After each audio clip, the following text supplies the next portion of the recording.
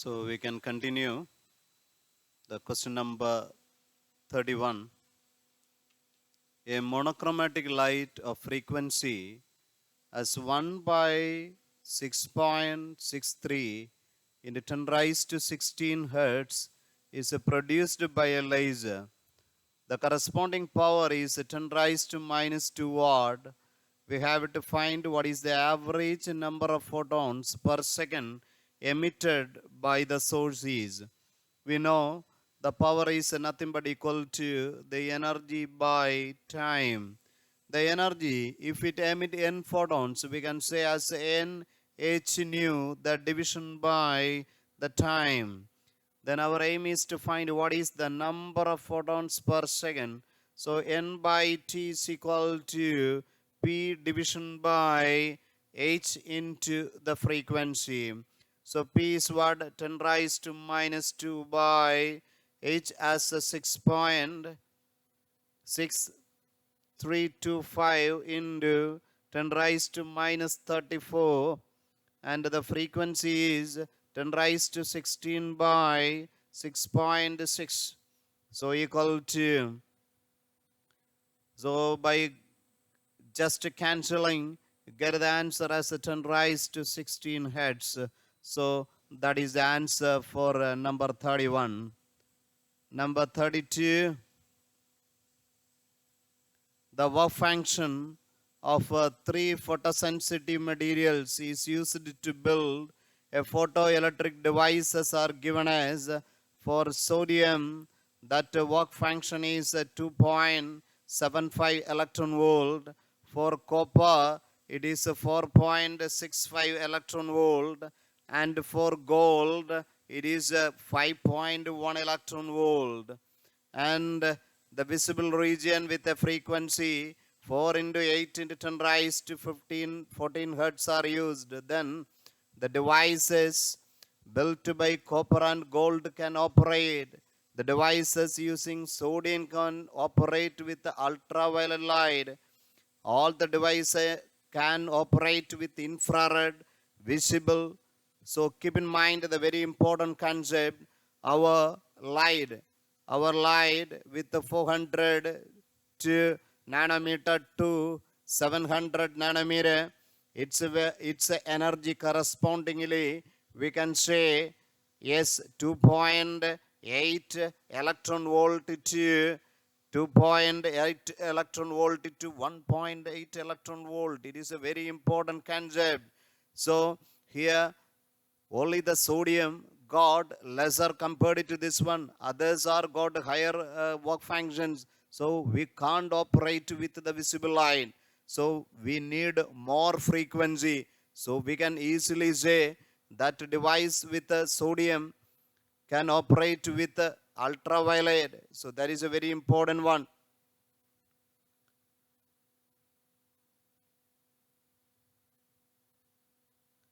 So we can't operate with that copper and gold. So that is a very important concept. So the frequency should be greater. So we can say B as the answer. So if we use the frequency less than that one, we can't cover up that work function, and we can't eject the electrons. So that is a very important concept. B as the answer.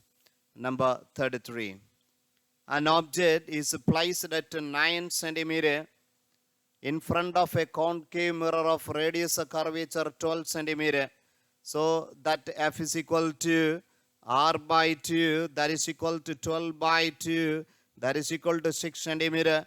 For a concave mirror, we can take the sign as a 6 centimeter minus 6, and the object separation as a minus 9 centimeter.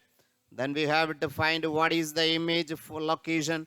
We can simply use the relation as 1 by u plus 1 by v is equal to 1 by f. And from that you can find that v is equal to u, f is equal to u minus f.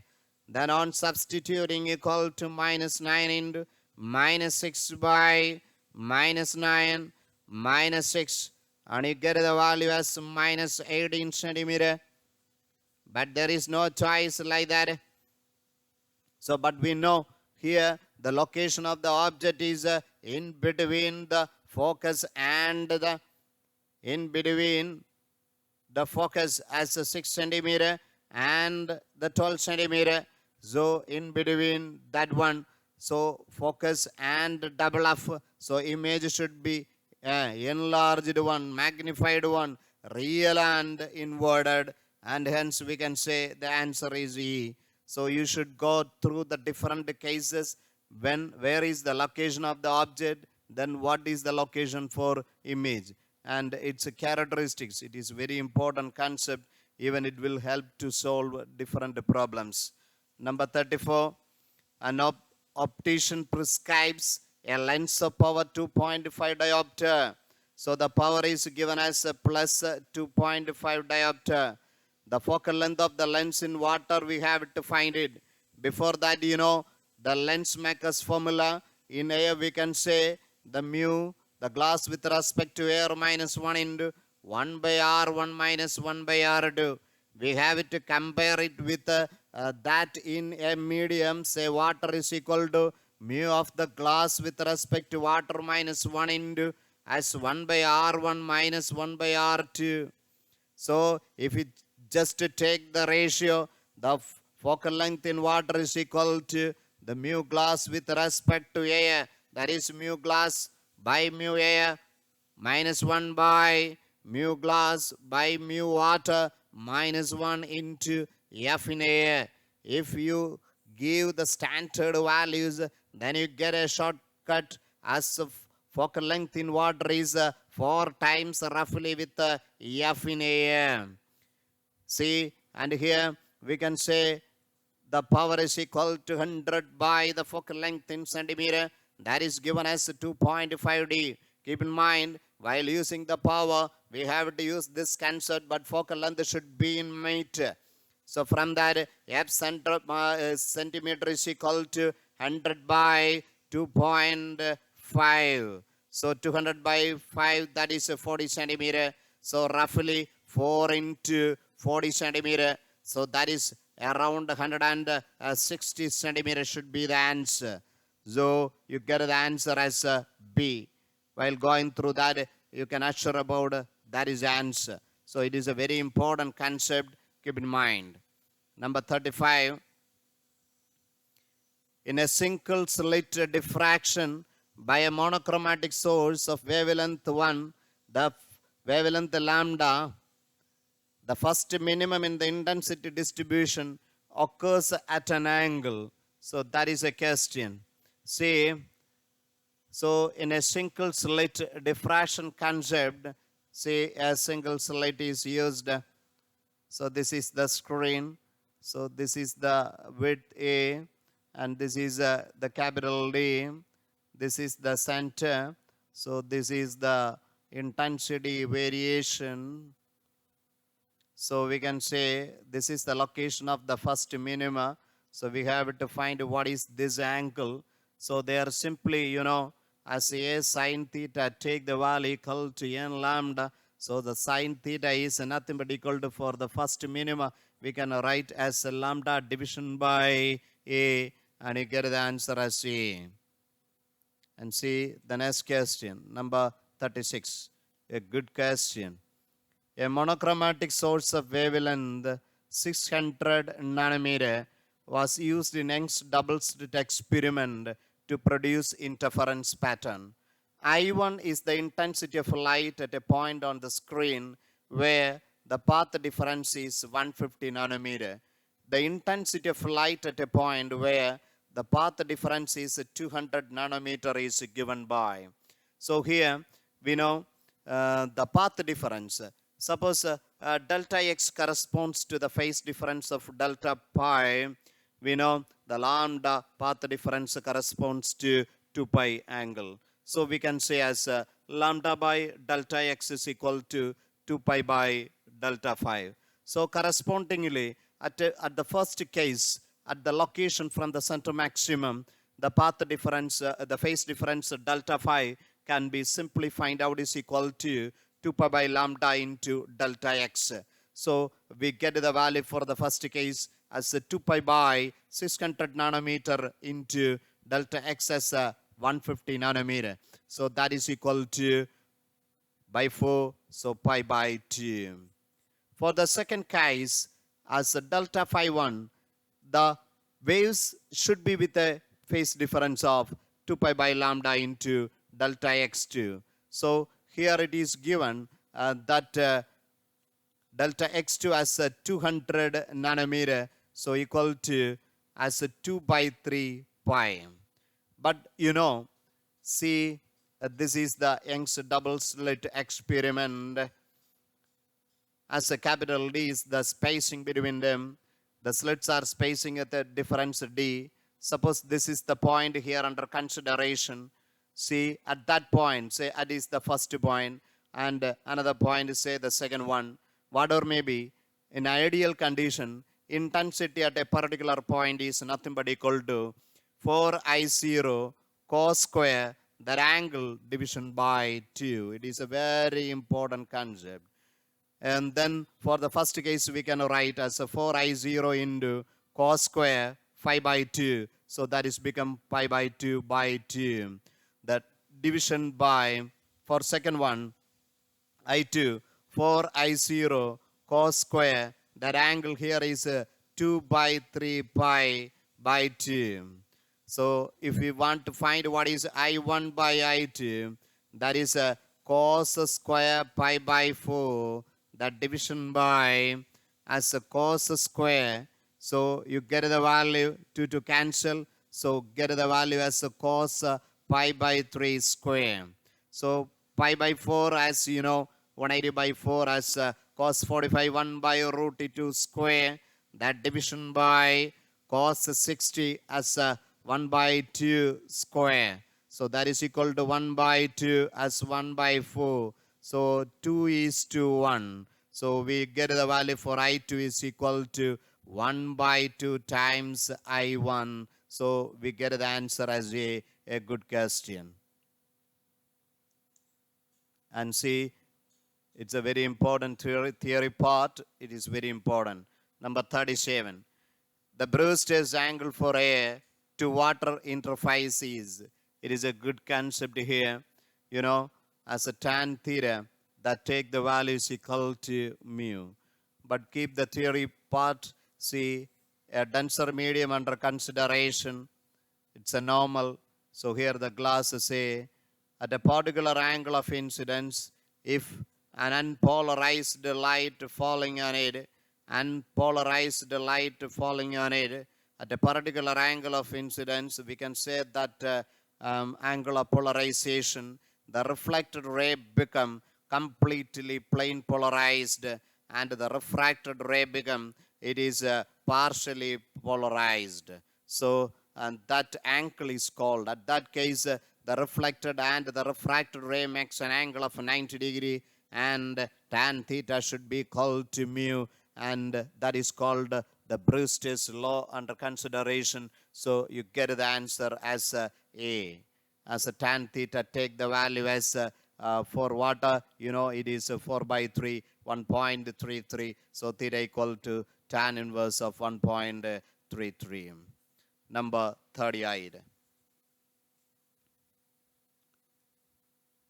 A TV transmitting antenna is 81 meter tall.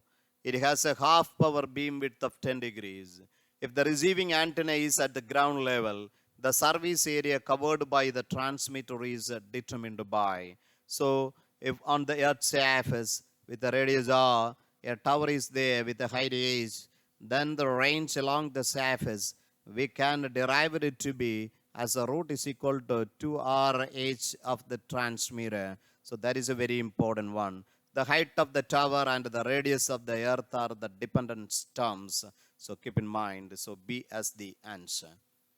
It's a very important concept that is called the line of sight communication. The line of sight communication. So that is the principle underlined in some TV areas, FM towers, radar systems like that. Number 39. In the amplitude modulation mode, the signal with a frequency of 5 kilohertz, the carrier frequency is 200 kilohertz. Then the modulated signal will have the frequencies vary in between. So, upper side band frequency as FC plus FM, and the lower side band frequency is equal to FC minus FM. So, FC plus FM means 200 kilo plus 5 kilo, that is equal to 205, and FC minus FM is equal to 200 minus 5, so that is equal to 195 kilohertz. So we can get the answer as B. So that is the range of frequencies. It is a very important concept. Number 40. For signal transmission, the modulation is necessary and is a very important concept to increase the range. That is a very important concept. And the second one, for a practical length of antenna, very important concept, practical length of antenna, approximately lambda by 4. And the power is proportional to L by lambda the whole square, the power of transmission, that proportional to. So, and the fourth one, and large bandwidth, that is a very important concept. And the fourth one, the distortions can be avoided like interference.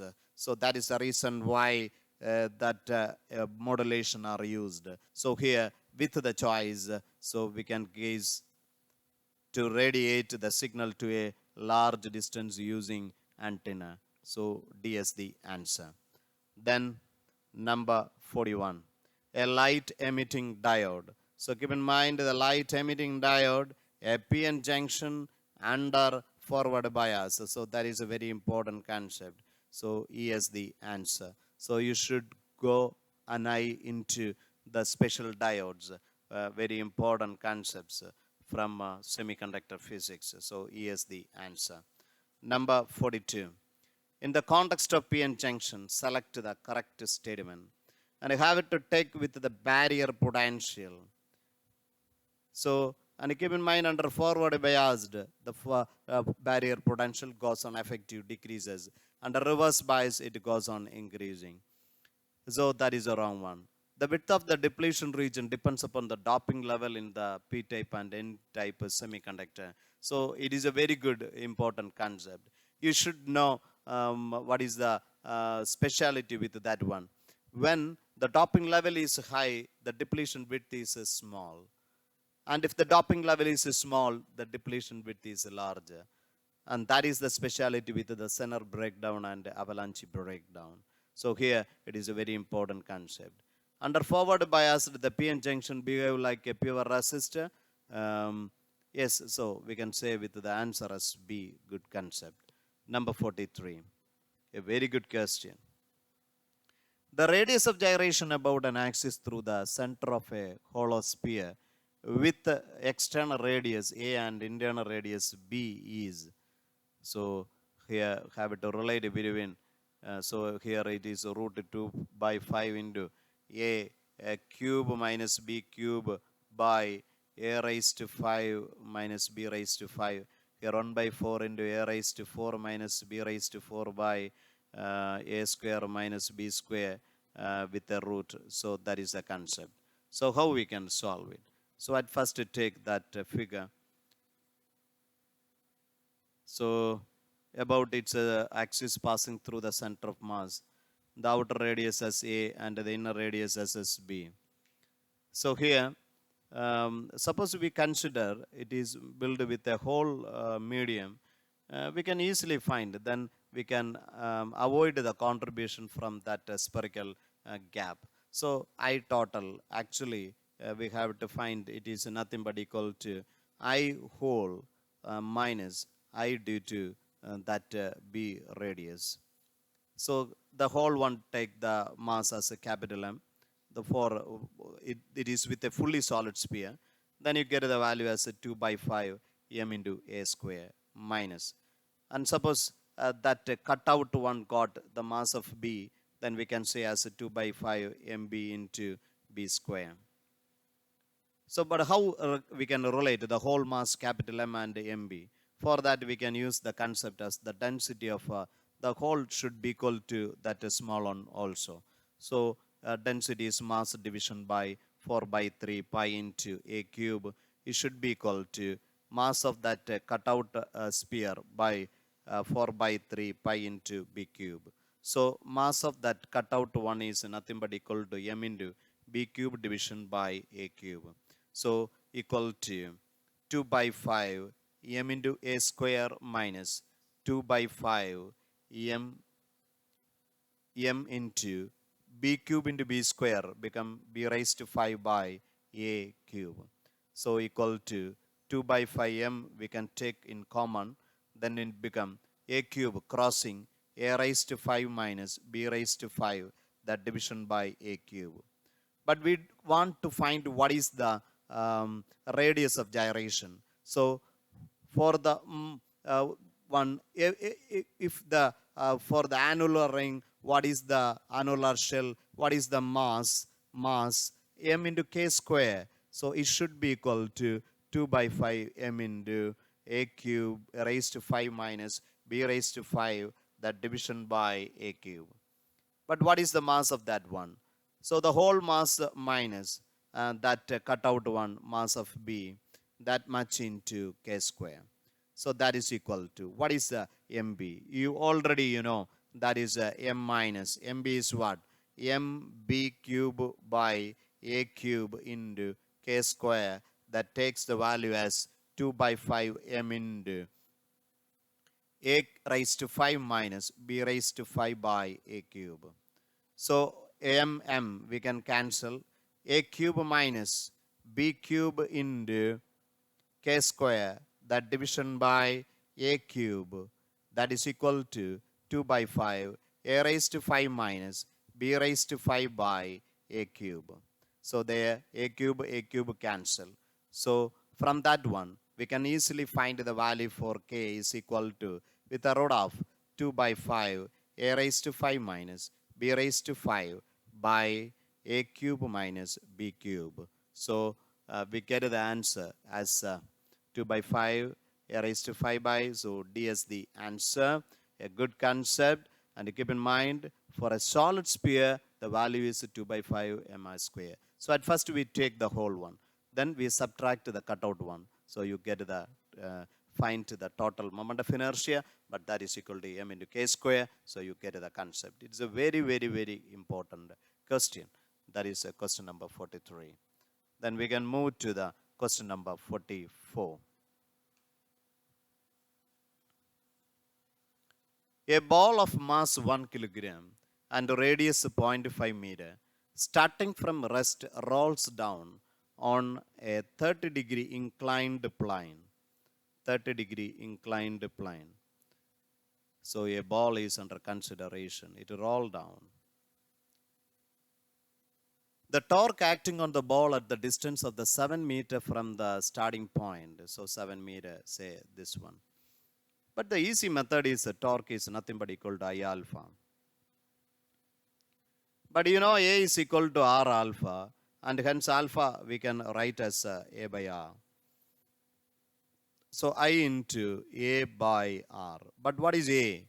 For a rolling body, A is nothing but G sine theta by 1 plus K square by R square. So that is equal to. So what is the moment of inertia? For the ball, the concept as 2 by 5 m into R square. So that is the moment of inertia for a solid ball. And the acceleration is simple. G sine theta by 1 plus K square by R square into what is the R given. So 1R cancel. So equal to 2 by 5 into mass is 1 into radius as 0.5 into G can be treated as 10 into sine 30 as 1 by 2 by. For a solid sphere, it is 2 by 5. So on solving, you get the answer roughly 0.7. It is a good aspect to keep in mind. But another concept is there to find the torque is nothing but the linear force into the perpendicular separation. But it will take more steps. So the better option is this one. Number 45. If the radius of the earth suddenly decreases by half of its present value, then the time duration of 1 day will be. So keep in mind, this is the concept with if there is no torque acting on it, the Newton's rotatory concept as a dl by dt should equal to 0. That means L is a constant. That means for the two situation, we can write as I1 omega 1 should equal to I2 omega 2.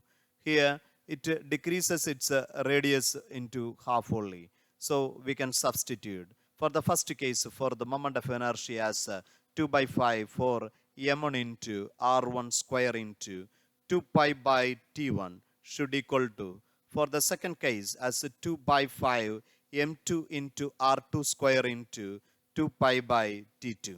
So here that 2 pi cancel, 2 pi 2 pi cancel.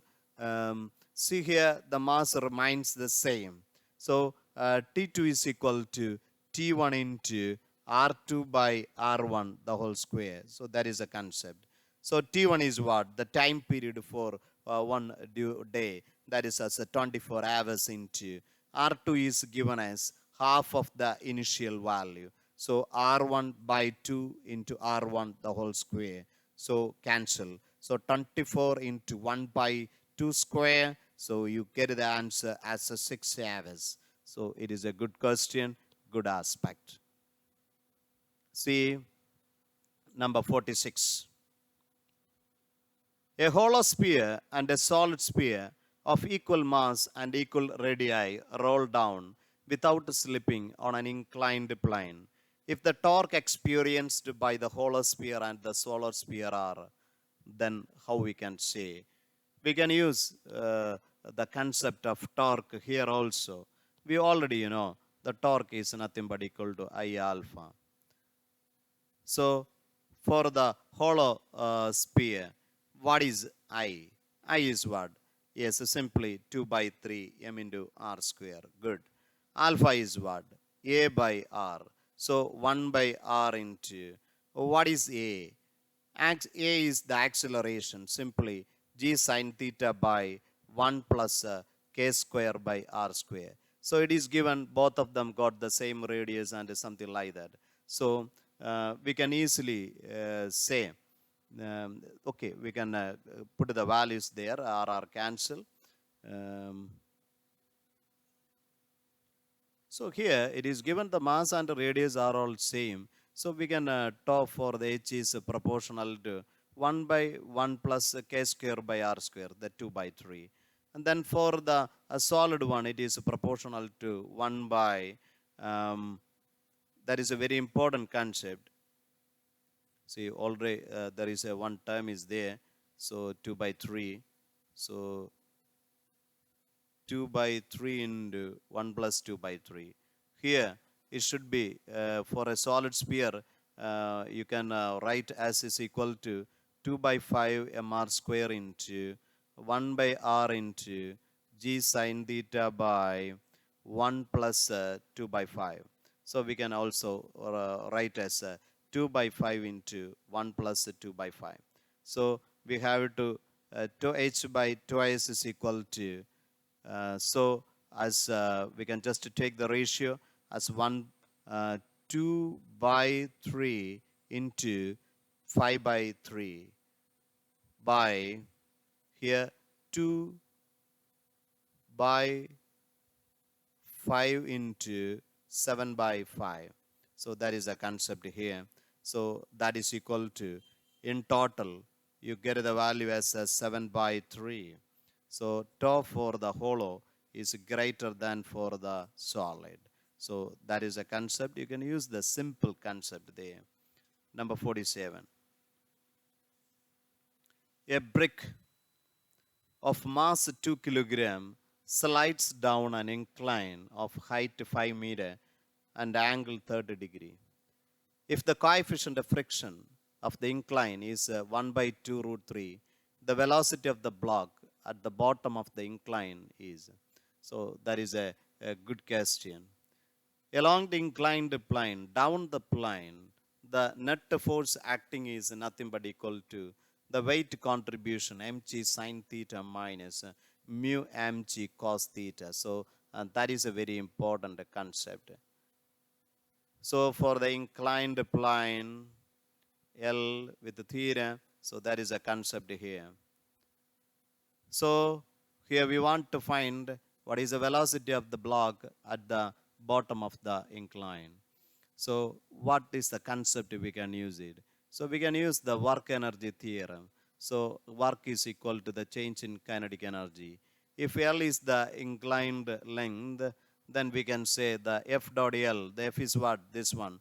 We can say mg sine theta minus mu mg cos theta into L should be equal to the change in kinetic energy is final value minus the initial value. So here cancel mm from both sides. Then you can put the value g as a 10 into sine 30 as 1 by 2 minus mu as 1 by 2 root 3 into 10 into cos 30 as a root 3 by 2 into L. We don't know here. So, but it is given with a height of 5 meter angle theta. So, sine theta equal to 5 division by L. So, L is equal to 5 by sine 30. Sine 30 is what? 1 by 2. So, L become 10 meter. So, into 10 equal to half into V square. What is V here? The velocity we needed to find it. So 1 by 2, 2, 2 cancel. Simple, root 3 cancel. So 10 minus 10 by 2, 5 into 10 equal to V square. So 5 into 10 equal to V square. So 50 round is equal to V square. So V equal to root of 49 plus 1, 50. So roughly we can say 7 meter per second. A good question, good question. Number 48. A spherically uniform planet of mass 8 into 10 raised to 24 kilogram and of radius 6 into 10 raised to 6 meter is orbiting around the sun. The escape velocity of the planet is close to, take the value of g, it is 6 into 10 raised to minus 11. So the escape velocity is nothing but equal to root of 2gm by r. So equal to root of 2 into 6 into 10 raised to minus 11 into the mass as 8 into 10 raised to 24 by the radius as a 6 into 10 raised to 6. So 6 to 6 cancel, and 2 into 8 as a 16, as a 16 into 10 raised to 7. So you get it roughly as a 12.6 kilometer per second. So D is the answer. So keep in mind the escape velocity purely depends upon the planet 1, the planet radius and the mass. Number 49, a good aspect. Suppose the two planets, the A and B, revolved around the sun in the galaxy. The semi-major axis of A, B are 1 and 5 Armstrong unit, astronomical unit. If the period of revolution of A is 1 year, the period of revolution of B is. Kepler's laws, it is a very important concept. We know all are in elliptical orbit movement, the planets. The second one, the aerial velocity is a constant as a dA by dt. That is a constant. So that is given as is equal to L division by 2m. So dA by dt is equal to L by 2m. And the third point, the square of the time period is proportional to cube of the semi-major axis. It is a very important concept. So here we can use that concept. T square is proportional to cube of the semi-major axis. So for the first case, we can write as T1 square proportional to E cube, A cube, and T2 square proportional to B cube. So on the ratio T2 by T1, the whole square equal to B by A, the whole cube. So that is equal to T2 square, T2 square equal to t1 square into b by a the whole cube. So t2 take the value is t1 into b by a the whole cube by 2. So you can just given the data t1 as 1 year into b. B is 5 astronomical unit. So 5 by 1 the whole raised to 3 by 2. So 5 cube. 5 cube is roughly 125 with a root roughly we get the value 11 point something. So 11 years. So that is the answer. A good concept. Number 50. The half-life of TC 4399 is 6 hours. If 12 milligram of it is injected to a patient, after 24 hours, how much TC will be left in the patient's body? A good question from radioactivity. So simply, as n dash, the number of elements after degradation is given as n dash by n0 equal to 1 by 2 the whole raised to small t by t half. So that is a very important concept, is equal to 1 by 2 the whole raised to, see the total time is 24 hours and it is given the time half-life period as 6 hours. So that is equal to 1 by 2 the whole raised to 4. So that is equal to 1 by 16. So that means n dash is equal to n0 by 16. So that is a 12 milligram, that division by 16. So that is equal to 3 by 4 milligram. So 0.75. It's a good question, good question. So now the question becomes till 50. So we have to discuss, for a Kerala entrance examination, 72 questions are there for physics. So we can wait for the next question number 51 to 72 in the part 3 video. Thank you. God bless you. Take care.